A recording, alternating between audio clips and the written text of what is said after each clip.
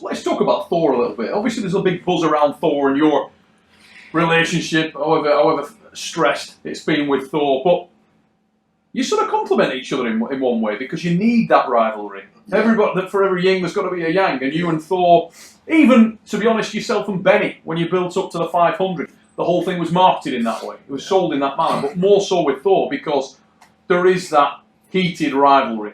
Let's start right there. What do you really think about Thor?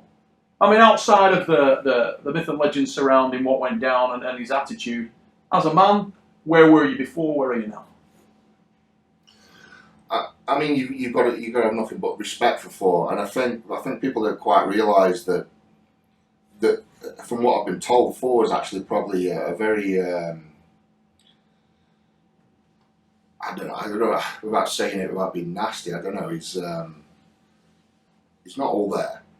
It's probably the best way to put it. He's obviously a clever guy. Mm-hmm. He's obviously but he just isn't. Do you think he's impulsive? Yeah. There's something not right. It just seems like he just does what everyone around him says, and it's probably his best attribute, but also probably one of his worst. Yeah. I mean, at World's Strongest Man, he had all these yes men around him, telling him, he just came second on the truck pull, for instance, and I witnessed it. Magnus went up to give him some advice, as to why he came second. Yeah. And all these yes men were like, no, that was really good. Well done, Thor. Put it there, mate. Oh, you did brilliant. And that's a yes man. Sure. If they were his true friends, if they really wanted to help him, they would have told him he was too high, wasn't low enough. Like Magnus was trying to tell him. Yeah. And I think that's his biggest downfall is surrounding himself with a bad team. Yeah. So rather than letting him absorb that information at a time when it would have sunk in. And I think people with that mentality do what people around them say, and that's his biggest downfall. I think. Can he be world's strongest man? Do you think he will be world's strongest man? Yeah, of course he can be world's strongest man, and he will be world's strongest man one day. There's probably no doubt in that. Do you think that was half of the problem, Ed? Do you think there was a situation there where, like you've said, he felt like he's always on the precipice, he's always the bridesmaid, never the bride, and that pressure just got to him that day and he popped? I think that's exactly it. He's been on the podium 5 times before. Yeah. This world's strongest man. There was so much pressure on him to win that title. Everyone's looking at Thor to win that first place podium spot. And I think that's exactly it. It just, all that stress got. I mean, look at the Bell's palsy. It's brought on by stress. I think everything just got to him all at once. People blow, and I think that was it. He just took off a point or a point away from him on an event, and he just couldn't take it. It was like somebody had literally ripped his heart out. He just couldn't take it. I mean, as you say, I've been in the sport for a long time. I've competed against and alongside Thor for many years. Thor as a person is easy to get on with. He's just the average man. But you've got to bear in mind that in our sport we are predominantly in an alpha male environment, and you can't help but kind of hate the next man when you're competing. That's a natural instinct, and when you're in competition and when you've got a bit of a back and forth, he gets one, I get one, he gets one, I get one, and there's been I've drew with Thor on points before in a competition. He's beat me, I've beat him.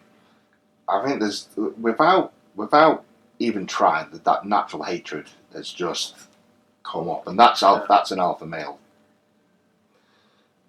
It's an alpha male thing,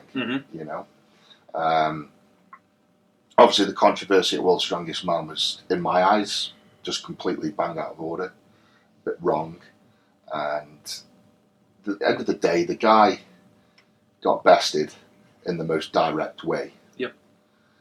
And that's hard to take. I've been there. That is hard to take. And the guy just lost his marbles and spat all this rubbish out on social media. And it sort of hurt me in a way, because was that because you were close to him previously? Because I know watching you guys interact backstage, we never fell out. I've never said a bad word about Thor. And as far as I'm aware, he's never said a bad word about me. You know, we kind of supported each other. And when all that went on, it did hurt, you know, because the respect left the arena.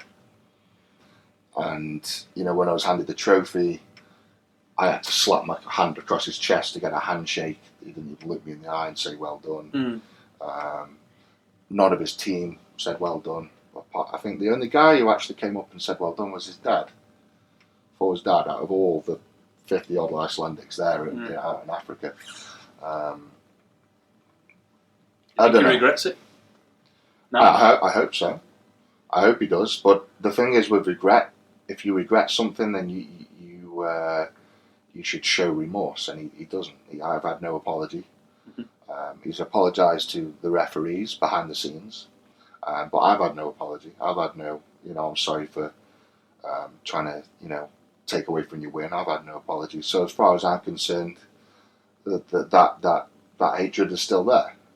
I'm not gonna be that two-faced guy that's gonna say I like Thor and shake his hand and get a pally with him, because that's not going to be the case. Yep. I do not like Thor at this present moment, and there will be no handshakes and there will be no niceness when we meet again. That's a fact. It's just he's brought it upon himself. He's made himself look an idiot. I've read all the comments. He's lost a lot of fans doing what he's done, and what he did was just bullshit. Absolute bullshit. There was no evidence there. There was no backing, and that's why it hurts, because it was just out of the air. Just it was a man clutching at straws. It was a man desperate to win a world title and just clutching at straws to get it his way, and literally just stomping his feet because he didn't, and that's ridiculous. It's difficult, but he may fit. Do you think that there's an element of I don't want to say entitlement or a belief of entitlement because of the people that are surrounding Thor, but to follow on from that, do you think it's mostly that Thor felt that he should win? He has to win, and that desperation is creeping in. And if so, do you think that will be restrictive for him going forward? Do you think it will crush him and prevent him from winning what he ultimately wants to win? I think Thor is like myself. He said he's going to do something. Openly said it. He said he's going to win the world's strongest man. And like myself, if you don't achieve that, it's that shock horror. You're basically scared to look a dick. I said I was going to lift half a ton, and I tell you now, I was crapping myself on the day. More so because I didn't want to look a dick. I didn't want to. I made this promise. I said it on social media. I was going to pull half a ton, and I had to do it for that reason. If I'm going to prove somebody wrong, I've got to do it. And I think that was Thor's case. He's put himself in a situation where he's got to achieve it, or else all that bullshit is bullshit. And what makes a great sportsman and a great showman is backing up your bullshit, and that's something I've always done. I've backed up my bullshit, and Thor as yet has not backed his up.